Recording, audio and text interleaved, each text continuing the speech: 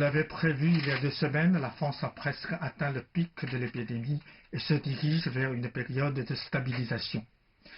Le problème, c'est que le bouclage des villes s'est fait dans des conditions incomplètes. Il y a de nombreuses personnes potentiellement porteuses de coronavirus qui, durant la phase de confinement, est susceptible de transmettre la maladie à des membres de leur famille, à des amis, ainsi au reste de la société. Le risque d'une seconde vague de l'épidémie n'est pas exclu en France, malheureusement. C'est pour cela que je prie tous nos amis français de rester confinés chez eux et surtout mettre des masques, comme on dit en Chine. Il faut dire 3 fois les choses importantes. Mais j'ai aussi découvert qu'en France et dans les milieux francophones à travers le monde circule un nombre important d'informations erronées concernant mon pays, la Chine. Certains sont même complètement fantaisistes.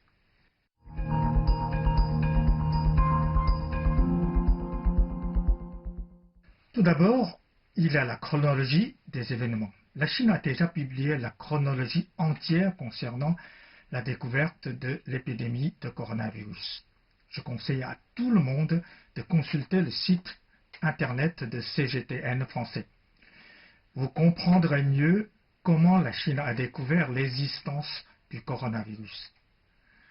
La Chine découvre véritablement le virus le 27 décembre de l'année dernière. Une semaine seulement après, la Chine prévient l'OMS, les États-Unis et plusieurs autres pays. Nous sommes alors le 3 janvier 2020. Or, en ce moment, on entend dire beaucoup de choses à propos en France. Par exemple, qu'une première personne serait morte des suites du virus le 17 novembre 2019. La Chine aurait donc dissimulé les faits pendant 2 mois. Ce sont là des rumeurs totalement dénuées de fondement. On parle aussi d'autres dates encore, comme du 1er décembre, du 13e décembre, etc., etc. Toutes ces informations sont fausses.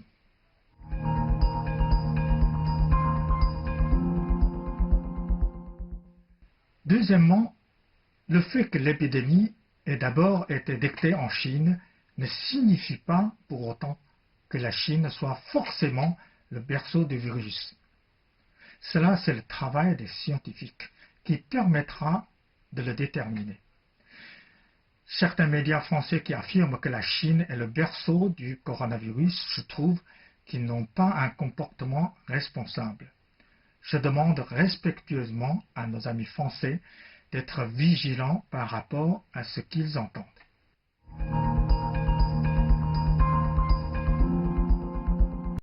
Troisièmement, c'est l'erreur la plus grossière. La première personne qui a découvert le coronavirus n'est pas, comme on le croit souvent en France, l'ophtalmologue Li Wenliang, mais un médecin très connu en Chine et totalement inconnu en France. Il s'agit d'une femme, Zhang Jixian, qui est une spécialiste de médecine respiratoire. Le 26 décembre 2019, le docteur Zhang Jixian a pris en charge un couple de personnes âgées qui avaient de la fièvre, pris une grippe. Mais après leur avoir fait passer à tous les deux un scanner, elle a découvert des symptômes pulmonaires inédits, totalement différents de ceux d'une grippe ordinaire. Très inquiet, elle a demandé au fils du couple en question de venir lui aussi passer un scanner. Elle a découvert en fait que même si le fils n'avait pas de fièvre, il souffrait des mêmes symptômes pulmonaires que ses parents. Zhang Jixian allait rapidement découvrir un 4e cas similaire. Le lendemain, soit le 27 décembre 2019, Zhang Jixian a dressé un rapport détaillé à son hôpital, ainsi qu'au Centre local de contrôle des maladies infectieuses. C'est le premier rapport décrivant des cas de coronavirus. Pour lui remercier, le gouvernement lui a décerné une prestigieuse médaille d'État. Autant dire que la Chine a une grande dette envers le docteur Zhang Jixian. Le reste de la planète aussi d'ailleurs. Tandis que Li Wenliang, qui est beaucoup plus connu en Europe, n'était qu'un ophtalmologue qui a entendu parler du rapport du docteur Zhang Jixian concernant le coronavirus le 30 décembre 2019 et a commencé à publier sur les réseaux sociaux afin d'alerter sur ce nouveau virus à ses proches et à ses amis. Il faut savoir aussi que Li Wenliang est lui aussi un membre du Parti communiste chinois. Le 6 mars 2020, soit un mois après sa mort suite au coronavirus, le gouvernement chinois reconnaissait en Li Wenliang un travailleur modèle. La semaine suivante, il était reconnu comme martyr national. Il est vraiment regrettable qu'en Europe, on ne connaît que le nom de Li Wenliang, ignorant tout de Madame Zhang Jixian, la vraie première personnage qui a détecté le coronavirus. En Europe, comme aux États-Unis, il y a beaucoup d'erreurs, d'inepties, de fausses informations qui circulent de manière continue autour du coronavirus et de la Chine. L'un des exemples les plus frappants, c'est la polémique autour du nombre de personnes décédées en Chine suite à l'épidémie. Il faut que vous sachiez que si le nombre de morts en Chine est moins important que l'Europe et aux États-Unis, c'est tout simplement que les mesures de quarantaine prises en Chine étaient beaucoup plus sévères et ont duré beaucoup plus longtemps.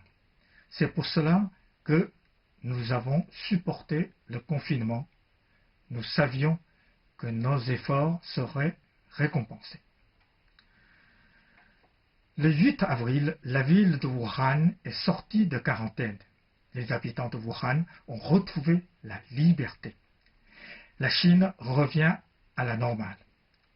L'Europe, la France et les États-Unis sont sur le même chemin, mais vont devoir encore attendre un peu.